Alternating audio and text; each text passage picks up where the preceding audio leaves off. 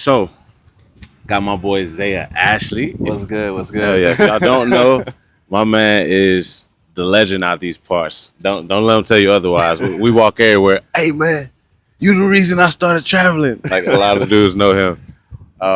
If you want to introduce yourself. Yeah, so Isaiah Ashley from Greensboro, North Carolina. I moved out to Southeast Asia like in 2022, so it's been like almost roughly 4 year mark now. Started a channel called the Isaiah Ashley Show, which is really just started off as me documenting and highlighting my travels abroad, Southeast Asia. I moved over here at 25, and since then it's become like almost like a movement in a way. Like, Yeah. a lot of people have watched the channel, been inspired by the content, to experience life outside of America or wherever else they're from, and see what life is like out here in Southeast Asia. And yeah, I mean, like, I'm super grateful. It's been a dope experience so far. Yeah. So I will say I know Zay from back home in Greensboro is where I went to college. And my barber, I told him, I was like, yeah, bro, I think I'm about to leave. He's like, where to? It's like Thailand. He was like, oh, bro, stop playing. He was like, stop playing.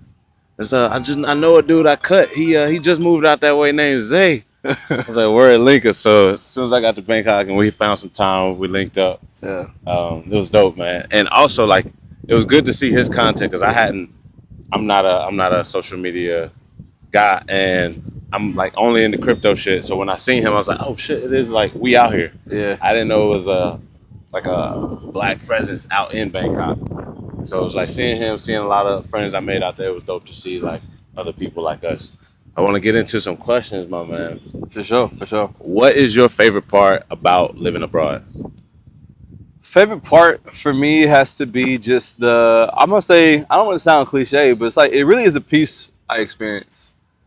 I experienced a lot of peace out here, just being in a different environment. Well, when I first got here, obviously, like, I didn't know anybody, so like people know me now, but like that was just one aspect, which is like I feel like sometimes you get peace just by like removing yourself from certain environments and putting yourself in somewhere new. So I mean, that combined with like I feel safe out here, and for some people, they feel like odd being somewhere where they're the minority, but I don't know. Like, I kind of like it. Like, I kind of like being a minority in like in Asia, like, because in a way, like, you also like you stand out, but also like you're treated well and been treated bad. Can't skip the value I get for my money. So like, cost of living is definitely a huge one. I get way more bang for my buck, so I feel like I can just live. I can live like it feels like an unlimited lifestyle for real. Just like I can do whatever I want, whenever I want. So it's a combination of things, really. But like I would say, it just really starts with the peace. I just feel like really free out here, like in Southeast Asia. So yeah, one of the things I remember when I first got here as well, I was walking home from a club. It was like 4 a.m, and I wasn't worried. And that's when I was like, damn. Yeah. Like it's crazy. Broad daylight is different. You pulling up to stoplights and you ain't gotta look over your shoulder. And then at night, I thought my man hit me again. At night, you can just kind of do your thing without worrying about anything. Yeah. That's dope. What would you say in terms of your experience was the most shocking? The most shocking. I hate to say. I hate to sound like I'm glazing Southeast Asia, but I think the most shocking thing to me, honestly, when I first got here, because I didn't do a whole lot of like research, and I only watched like a few videos, and I just made up my mind like I'm gonna take the risk. I think what really shocked me was like when I got here was like really just seeing the infrastructure, and just that really blew me away. And then like also that the price level came in at. So it kind of goes back to cost of living again, but like attached to that, I think what surprised me even more from another perspective was that there wasn't really any. I never really experienced like any like problem with like racial things. And the reason why I said it is because like in America, a lot of times we have this belief like like as black people wherever we go, like we're gonna be treated bad. And I realized like that was like complete propaganda. I got here and I felt like perfectly normal, never treated away because of my skin color. So that also like really surprised me too. And I was surprised by how quickly I felt comfortable enough to like make a decision that, hey, this is where I want to stay at. Because when I first came out here, I was like, I gave myself 90 days to love it or hate it. I was like, within 3 months, if I don't like it, then like I'm not feeling it, I'm gonna move back. But honestly, I want to say in around close to like a month mark, I was like, I can rock with here. And then for 2 years, I didn't even go back home to like visit at all, like just FaceTimes. So yeah, those things mainly surprised me. Yeah, I would say same with the like not being treated bad because I was black. More so too, what shocked me was the culture. I was like, I know it's disrespectful because the states puts us in this box, but getting out here and hearing like a whole J. Cole, Jay Z, Nas Oh yeah, session, yeah, I was like, what y'all know about this? yeah, You know what I'm saying? Like, and I said that a few times to a friend that was like, yo, that's disrespectful. Like, we also keep up with hip hop, and I was just like, it's not no disrespect. It's just it's cool to see. Like Cole is a 704 boy, like or a North Carolina boy. yeah, So like seeing somebody rap word for word Forest Hills Drive, I was just like, it's dope, you know. And Yeah. I went to Japan, I went to a lot of these Asian countries, and our culture is pretty much everywhere. yeah. And so that gives you something to be like grateful of, although it is a lot of stuff to be like embarrassed about a little bit or look down upon towards uh, what we bring from America. So, Yeah. yeah. All right. Secondly, when you travel, what's the one thing you have to make sure that is in the next place you're going? What is one thing I have to make sure? Good Wi-Fi, really good internet. Have you went anywhere that hasn't had good Wi-Fi?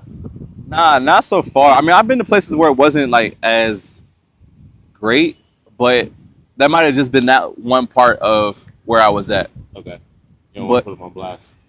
yeah, like because like nowhere has like really stuck out for like really bad Wi-Fi, but yeah, some places I've been to have had this ups and downs with that, but like that's number one because like everything I do, how I earn money and income is on the internet. So gotta have good Wi-Fi, especially with uploading content to YouTube. The Wi-Fi is trash. Video could take hours and hours to get to upload. So yeah, I need fast Wi-Fi. What else do I need? I've gotten a little bit bougie, so I need at least a decent infrastructure. Like, yeah, It's not bougie. That's you want to live like to Western standards, especially if you're paying Yeah. Western prices. yeah. So like, I do value like comfort and like I don't want a place to be like too dirty, but I just feel like that's pretty standard for a lot of people.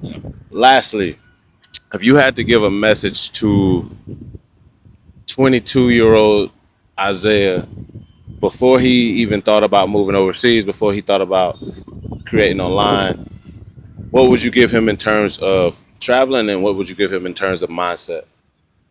I think like I've always had like a strong self belief in myself, but like if I can look back again, I would just be like like just another reminder of like it's gonna work out no matter like I've been self-employed since I was like 20, 21. So I've been through constant like ups and downs, and I have to just sometimes like remind myself like it's gonna work out. It's gonna work out. So I think that's like the biggest repeated message I get in myself. As far as travel,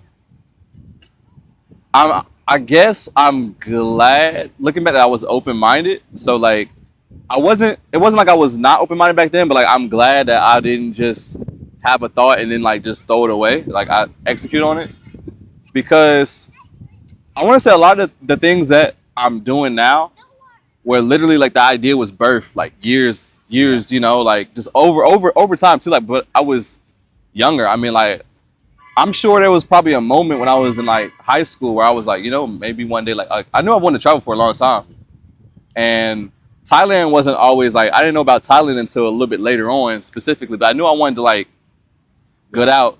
So yeah, I would say the biggest thing is just telling myself going back. It's just like like it's gonna work out because I took this leap moving over here without really knowing what was gonna work out. Like I had some things in place, but I didn't know exactly how things were gonna play out. I had no plans of becoming like a bigger YouTuber moving out here. I was literally just making content just for documenting purpose. I was like, if nobody watches it, cool. I'll be able to look back one day. You know what I'm saying? Instead of looking at a photo album, I can just look at a vlog I made. Hell yeah. I thought that would be dope, but people started tuning in. So I mean, yeah, the biggest thing I'll just say is just like it's gonna work out. Let's go. Okay. Hell yeah. Okay. Appreciate you, Zay. That's it for the longer session. Appreciate you, G. And then y'all go follow my man's Zay Ashley show. Go catch him on YouTube. Make sure follow him on Instagram too. He don't ever promote his Instagram. Follow him on Instagram. That way, once he get a following, he gonna start posting